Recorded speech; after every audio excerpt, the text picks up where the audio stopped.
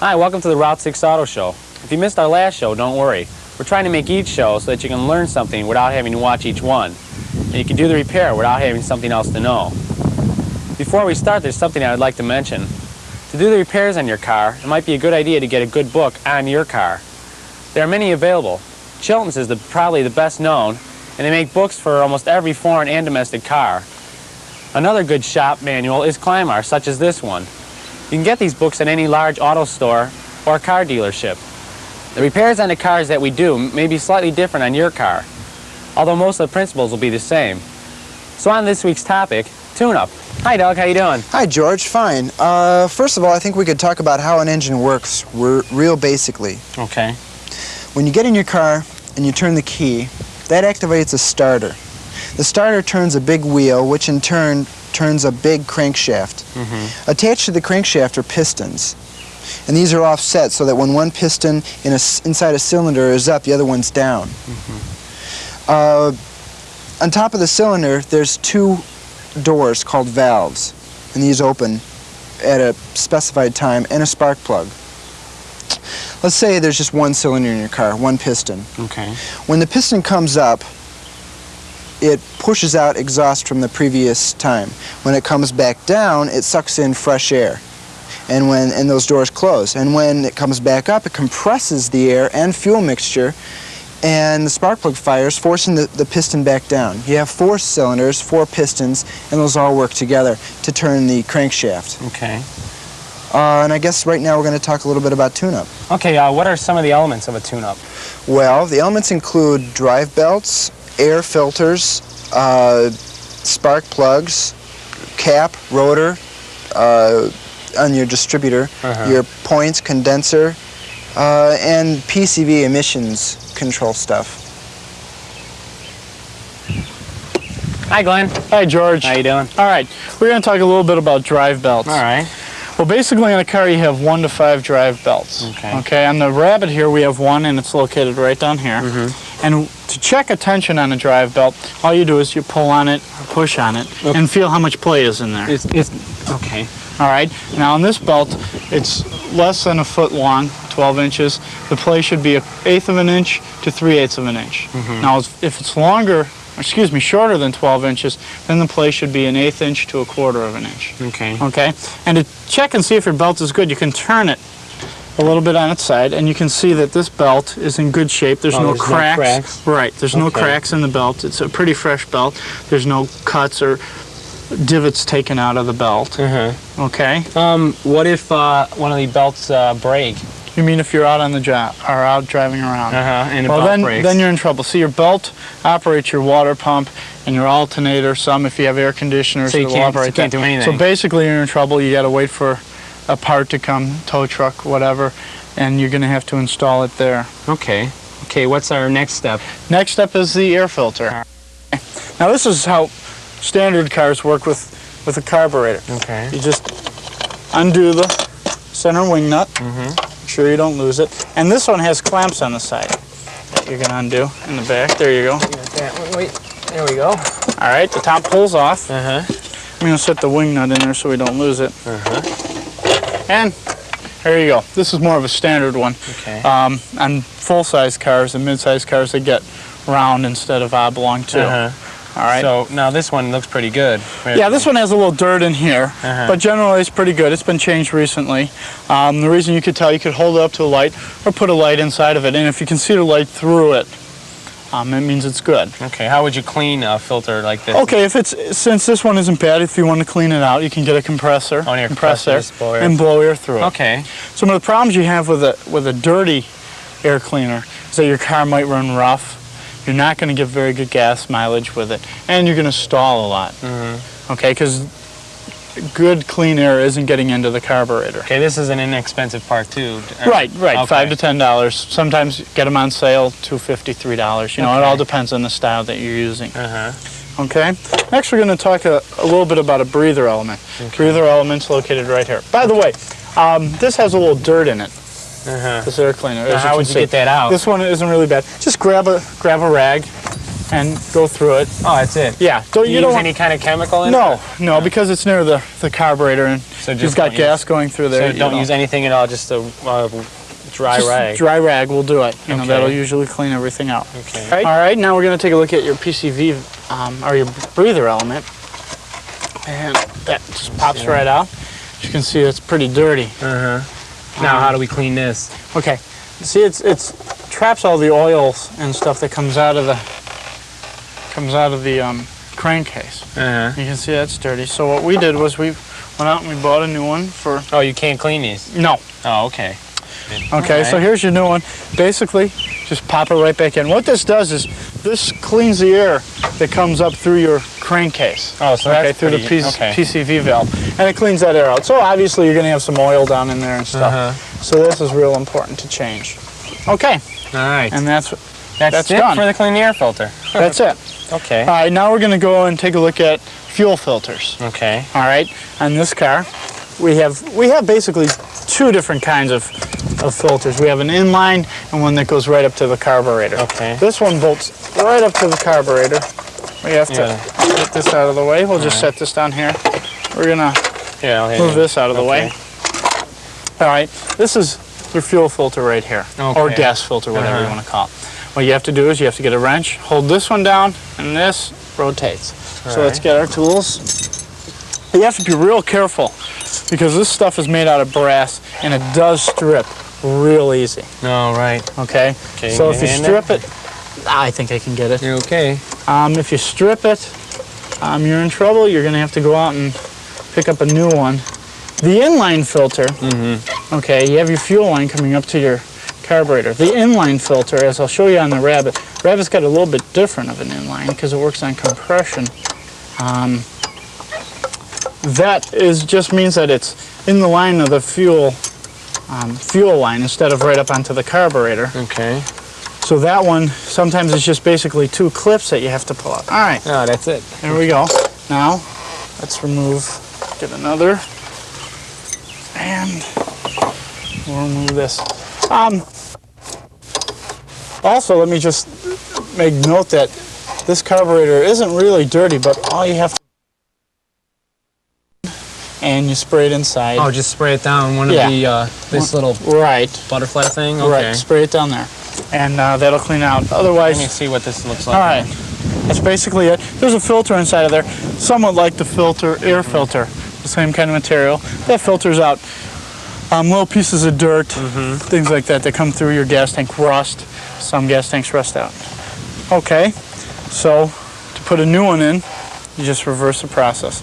Okay, now we're going to talk a little bit about emissions, okay? All right. There's a few things you check. Your PCV valve, which this particular car does not have. All right. Okay, it's a valve that usually goes in the top of the valve cover, okay, and then it runs out of the valve cover into the PCV filter, which is what we've already replaced on this little thing. On this engine, which is right here. Okay. Okay, and usually, like I said, it runs out of the PCV valve. PCV valves are real easy to check. They pull right out, usually in a rubber socket. And to check them, you just shake them. If you hear something loose inside, that means they're still good. The valve is still working. If they don't have anything, you don't hear anything, then... Well, that means the valve is unclogged and it should be changed. Okay. Another thing you want to do, especially on these things with a lot of emission controls on, are vacuum hoses. Okay. There are many vacuum hoses on the engine, and you got to be certain that everything is hooked up on vacuum hoses. You got little ones in the back on the carburetor. Oh, you just make sure that they're hooked up? Make sure they're all hooked up, because if you lose vacuum, your engine isn't going to run right, no matter where. No matter where you're disconnected. And one little hose like that can make your car run rough. I've experienced that quite a few times. If they're loose, just tighten up one of these clamps? Or? Well, these, no, not these in particular. More vacuum hoses are this size. Oh, okay. And these are a couple. Okay? Well, George, the next thing we want to look at when we're doing a tune-up is the spark plugs. All right, now, where are those located? Right across the front of the engine on this one. Many front-wheel drive cars have them right across the front of the engine like this. Okay. And if you have a V8 or a V6, they're located on the outer edges of it. Okay, these are the plugs themselves, and right here. That's right. Okay. These are the wires, and down into the engine, screwed into it, are the plugs. Okay. right there. And we're going to pull those out right now. All right. So I'll get the tools. What do we need to take the spark plug out? Okay, a regular socket wrench with a medium-sized extension. Okay. There's two sizes for spark plug nuts. 13/16 Okay. and 5/8. All right. These are 13/16. Okay. I can't say any generalization as far as what plugs go for what kind of cars, because they're all different. Okay. So we use this one. You can put that down. And counterclockwise. Counterclockwise. Okay.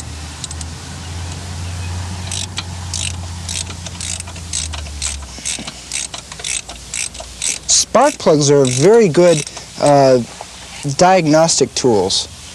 You can look at them and see problems with your engine. Now, I have never changed these plugs. I don't have a clue as to what they look like. Actually, they're not bad. No. How do you determine if they're bad or if they're good? Well, obviously, if they have lots of crud and oil and gunk all over them, they're fouling out. They're oil fouling. Okay. If they've Now, if they're badly look pretty corroded, clean. yeah, they're very clean and real. They're not badly worn at all. In fact, we're going to scrape those down and we'll put them right back in. And they have to be gapped. Okay. Now, what do you mean by gap? Gapping is checking the distance between the inner electrode Okay. and the outer electrode. All right. And you want to use a tool like this. Now, usually there's a sticker somewhere near your engine that lists the gap that you're supposed to use for your spark plugs. Unfortunately, I can't see it on this car. So we refer to the manual, and you have tune-up specs in here. All right. And now this is, well, you're looking for that. Take a look at this gapping tool here. It's got different areas in it where it'll tell you exactly where this is. Okay, this is a 77 Rabbit. Right. 77 Rabbit Scirocco. We have a 1.6 liter engine.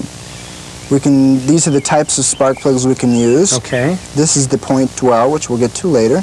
This is the point gap distributor. We're back here, excuse me. 024 to 028. Oh, they were right between there then, I guess. Right, exactly. Okay. I figured it out. So, we'll go to 024, 028. If we can slide the either one in there, we should be all right. Now, see, that might even be a little loose because. Oh, you just slide in there and I get it now. It leaves a gap. Right. Okay. You want to see what the gap is between the two. You want to make sure it's got the correct amount of. And these are very good. You want to make sure not to use flat feeler gauges. You want to make sure you use the round kind. Okay. Now, if it doesn't have. How do you move the gap? If it doesn't have the gap, how would you move that? This nice little thing here. You put this right on the edge, and you can move this up. It's pulling it right out there. Or move it down. Okay.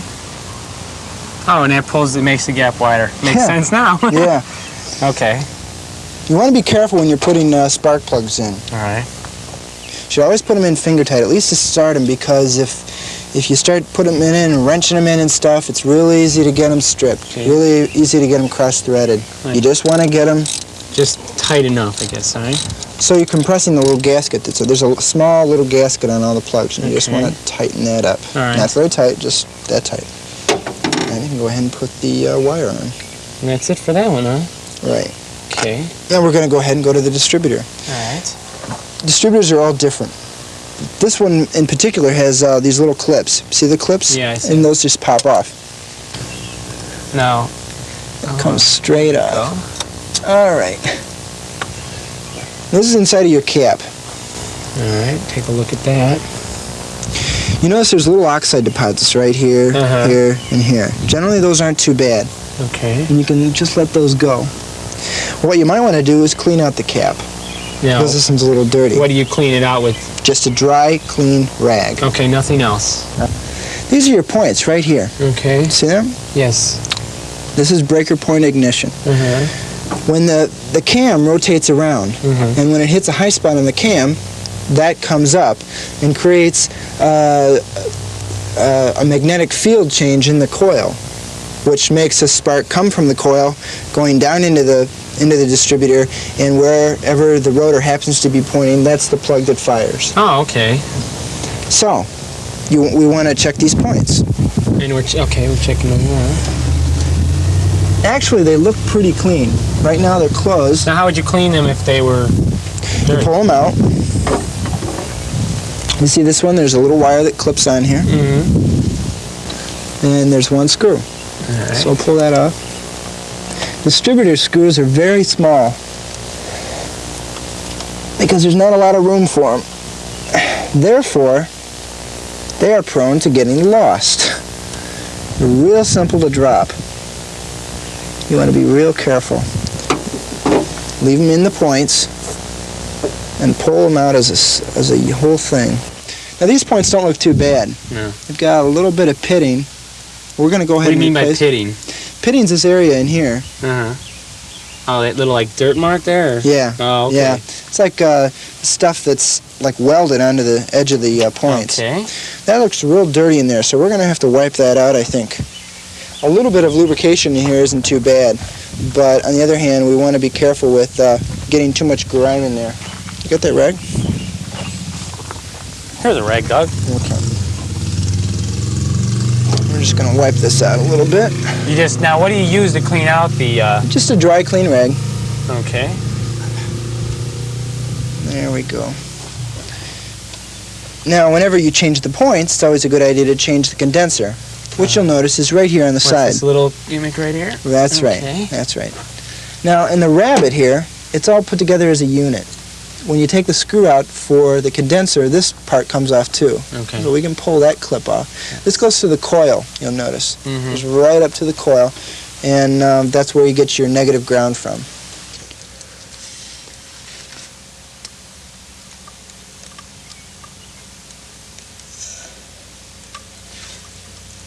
And if you pull that out as a set, you'll be less likely to lose it.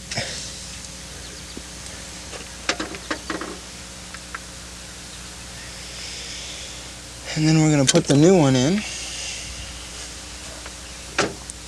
You want to make sure that when you're putting in the parts back in that you get them in tightly, and then you put that screw Over there? That's okay. In and make sure that you get this real tight. Okay. Your points, do you have those ready? Great. Your points go down in the distributor. Okay, let me move that for you so you can have a Okay. little room here.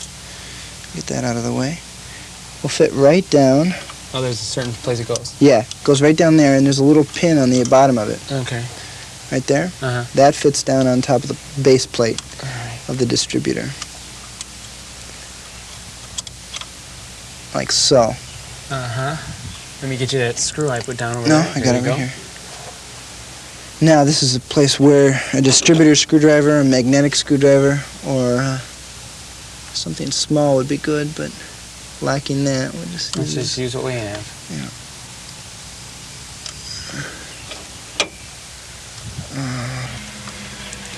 this clip again. Now the new, That clips right on there. I got that. all right, I got it. And the old coil wire to go back on here. Looks a little loose. We'll tighten that later. Okay, here's the new rotor. New rotor. You can see that's real clean. Different color. That's no problem at all. This is a good way to check the distributor mechanical advance. There's little weights down in the bottom of the distributor, and sometimes those lose their springs. Okay. If you turn the rotor the way it's supposed to go and release it, it snaps back. It's fine. Okay. We're all set to set our points. And you put the points on a high point on the cam, the distributor cam. Now sometimes you can't do that. Like right now, it's right on the edge. Can you see that? So you want to turn the engine until that's right. I see. Now you have to do that. It may take a little bit more than what we can do here. No, I can do it. Just turn the pulleys until you're on a high point, like that. See? And then you set the points, Okay. and then you tighten down the screw. You need to be careful about putting the cap on because you want to make sure it's not crooked, and you see it can give a little bit like that. That's okay, but generally you want to make sure it's on straight and flat. Snap it back. And snap it back on. And then we'll go ahead and do the timing. Okay. What do you mean by timing? Okay. Timing simply means that you're adjusting the time when the number one spark plug fires. Mm-hmm. That's done by setting your points to where they should be by spec, setting your dwell, which is the length of time that the points are open. Right, now what do you mean by the dwell? What's dwell? George, this is a dwell meter. It's also got a tachometer, and it'll even tell you if your points are bad. Now this is how you hook it up. Red on positive, and your black goes on your black terminal, your negative terminal. And this wire goes on your positive, on the primary wire on your coil, like so. So then you start the car with this running. You make sure that these wires aren't in the way.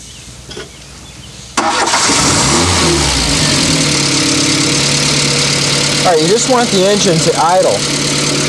And we can see right here that our dwell is, we test, this is a 4-cylinder, and we tested on the 8-cylinder line, but we double the readings. So right now, we're at 16, 17, 18, we're at 19, but we have to double that, which is 38. And what the rabbit should be is 44 to 50. So, and then that should mean that the needle should be either on 22 to 25 in this area.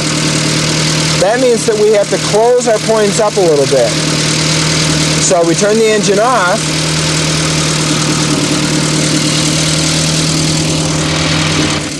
Next, the engine's running, so we put it on dwell.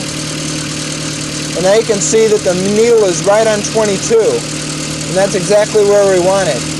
We want it between 22 and 25. We could take the cap off again to readjust it so the needle's more between there, but I'm not sure it's worth the time because they should be right on the money there. They seem to be running pretty well. So the next thing we're going to do is we're going to adjust the timing of the engine. Okay, well, to hook up the timing light, George, this is the pickup, and all you got to do is put this over the spark plug wire toward the spark plug. So we put this across like this on the number one spark plug. Now in the Volkswagen, this sits here. Well, you see there's a little arrow for your spark plug, and you want to make sure that faces the plug. And that's all you have to do. Connect it to the battery. Again, you want to put your positive on your red, and your black on your negative. And your timing gun is ready to go. On the Rabbit, the timing marks are inside the transmission case on the flywheel. And you can just barely see the flywheel in there. So what we're going to do is we're going to start the engine, make sure that this wire and these wires are out of the way.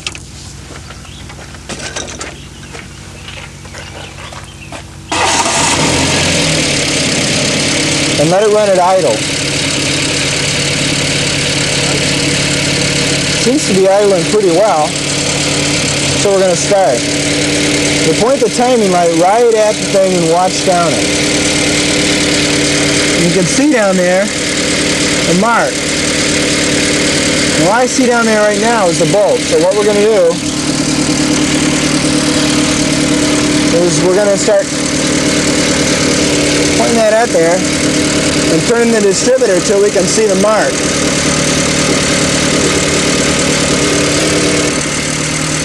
And that seems to be about right. That seems to be about right. So then, go ahead and shut the engine off and tighten up your distributor bolt. With electronic ignition cars, George, it works just a little bit differently. You don't have the points, you don't have the condenser, but you do have a cap and rotor distributor.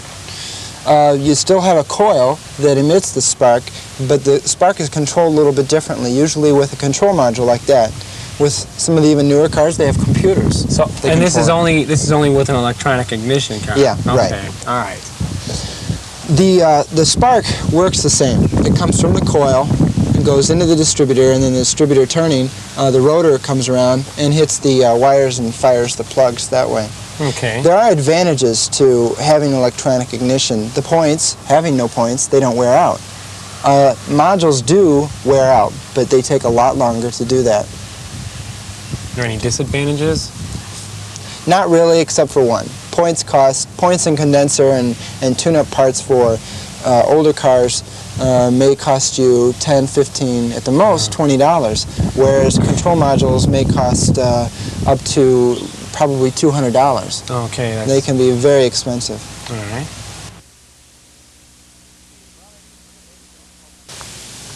Well, that's it for today's show. Hope you found it informative and interesting. If you have any problems or questions, please write us at Route 6 Auto Show. Remember, the problems and projects we discuss come from the problems that most people have with their own car. Well, for me, George Sorrell, Glenn and Doug, we'll see you next time.